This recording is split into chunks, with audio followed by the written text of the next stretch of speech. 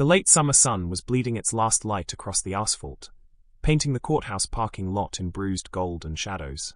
Her car, midnight blue, spotless, sat in its usual spot, nose pointed toward the exit, as if it knew she'd be leaving soon. Kesha Daniels, district court judge, had just wrapped a long day in chambers. Robes folded neatly in the passenger seat, she stood beside her car scrolling through her phone, half reading a text from her clerk. That's when the cruiser rolled in. At first, she barely registered the sound. Just another engine in the city. But then the tires crunched slow over gravel, and the low hum of a police radio bled into the evening air. The squad car stopped diagonally, boxing her in. The driver's door swung open, and an officer in pressed blues stepped out, hand resting heavy on his belt. His eyes ran over her, then the car, then her again. "Ma'am," he said, voice clipped. "I need you to step away from the vehicle." Kesha looked up from her phone. "Excuse me?" He gestured to the car with 2 fingers. "We've had a report of a stolen vehicle matching this description. License plate matches, too." Something in his tone wasn't curiosity. It was certainty. "That's my car," she said evenly. "Registered in my name. Step away, please." Her phone was already live-streaming before she took a breath. Years on the bench had taught her that truth without record could vanish in the noise. The camera caught everything.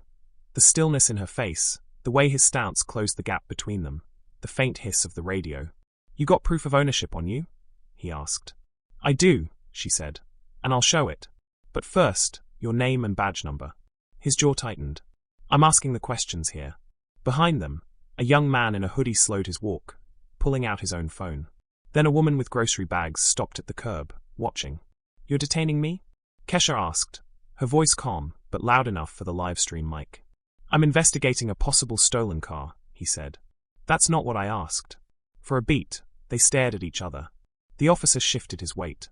From the phone in her hand, hearts and comments flickered. "Who is she? Get his badge. This is profiling. Keep rolling." The officer glanced at the screen, then back at her. "Ma'am, step to the side, or I'll have to place you under arrest." Another cruiser pulled in, lights bouncing red and blue against the courthouse brick. The lieutenant climbed out, taller, older, eyes scanning the growing crowd. "What's going on?" the lieutenant asked. "Possible stolen vehicle, sir," the first officer said, still watching Kesha. The lieutenant turned to her. "Name?" "You first," she replied. "We're not playing games." "Neither am I." More onlookers pressed in, their cameras angled just right. The livestream count surged past 1,000. Somewhere, a reporter was already threading tweets. The air was shifting now, less evening calm, more static. Kesha took a slow breath, feeling the moment tighten around her like a noose. She knew exactly how this would look if she flinched, hesitated, or raised her voice. She also knew the weight in her wallet could end this in one move. But she wasn't there yet. Not until the whole thing was laid bare, for the crowd, for the camera, for anyone who'd ever been asked to prove what was already theirs. The lieutenant's shadow fell across her hood like a claim. Kesha could feel the eyes on her. Phones raised, some faces concerned, others bracing for a scene they'd seen too many times. "I need your name," the lieutenant repeated. His voice carried authority, but not patience. "And I need your badge number," Kesha countered. A murmur rippled through the crowd. Someone muttered, "She's not backing down." The first officer shifted closer, boots scuffing the pavement. His posture wasn't about safety anymore. It was about control. From the live stream chat. "They really doing this in front of everyone? But they don't even know who she is." "She's calm, too calm." Kesha's mind worked the way it did on the bench, collecting facts, noting tone, cataloguing each misstep. Years in court had given her a front-row seat to how small moments could spiral into permanent damage. She remembered her father's voice when she'd first been sworn in as a judge. "Your robe won't shield you. They'll still see what they want to see." The lieutenant adjusted his belt, squaring himself. "You're delaying an investigation." "No," Kesha said. "I'm exercising my rights." He frowned, glancing at the growing ring of onlookers.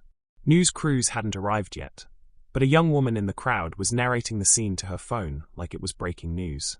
The smell of fried food drifted over from the corner food truck.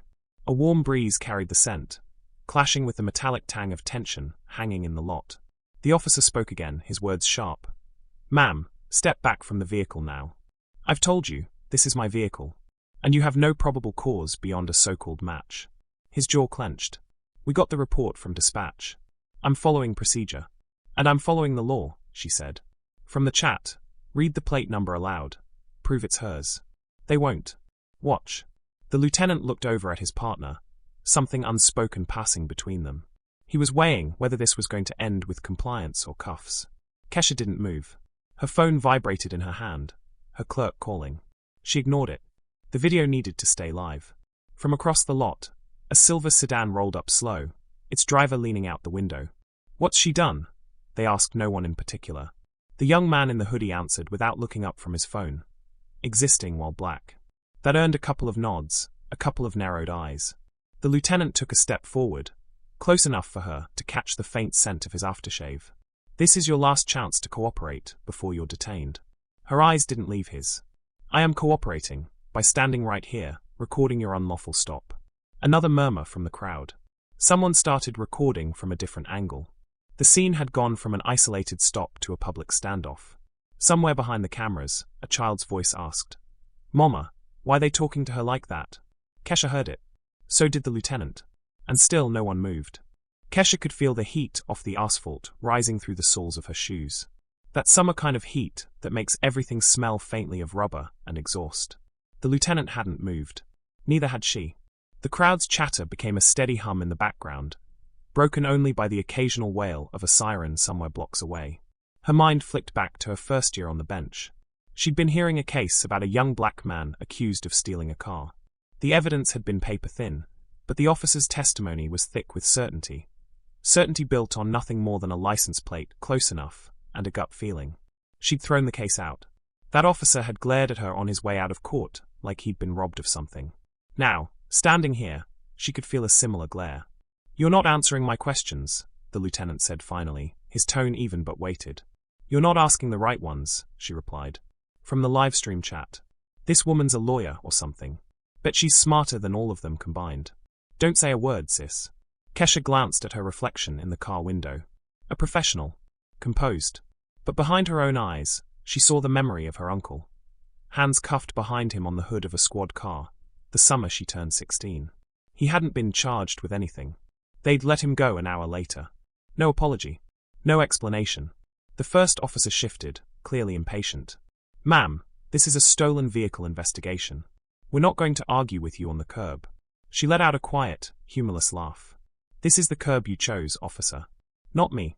The woman with the phone in the crowd spoke up. "We got it all on video. Don't try nothing." The lieutenant's eyes flicked toward the voice. His jaw tightened. "Ma'am," he said again, but it came out sharper. The streetlights hummed overhead, just loud enough to fill the pauses. Somewhere, a dog barked twice and went quiet. Kesha knew how this worked. The waiting game was its own tactic. Pressure without contact, silence that eroded patience. But she wasn't here to be worn down. "I'll give you my name when you tell me exactly why you think my car is stolen," she said. The lieutenant took a breath, like he was about to launch into procedure, when the first officer cut in. "Plate matches a vehicle reported stolen last night." Kesha tilted her head slightly. "Matches how? Letter for letter? Number for number?" The officer hesitated. "Close enough." The crowd caught it, an audible gasp, a couple of voices saying, "Did you hear that? And close enough?" From the chat, "Wow. This is how they do it. Close enough means nothing. This is BS." Kesha didn't break eye contact. "Then we're done here until you get it exactly right." Her phone was still rolling. She could see the little red live icon in the corner, and beside it, the viewer count ticking upward. The lieutenant looked at her like a man trying to decide if the fight was worth it. And Kesha knew. He had no idea who he was standing across from. Not yet.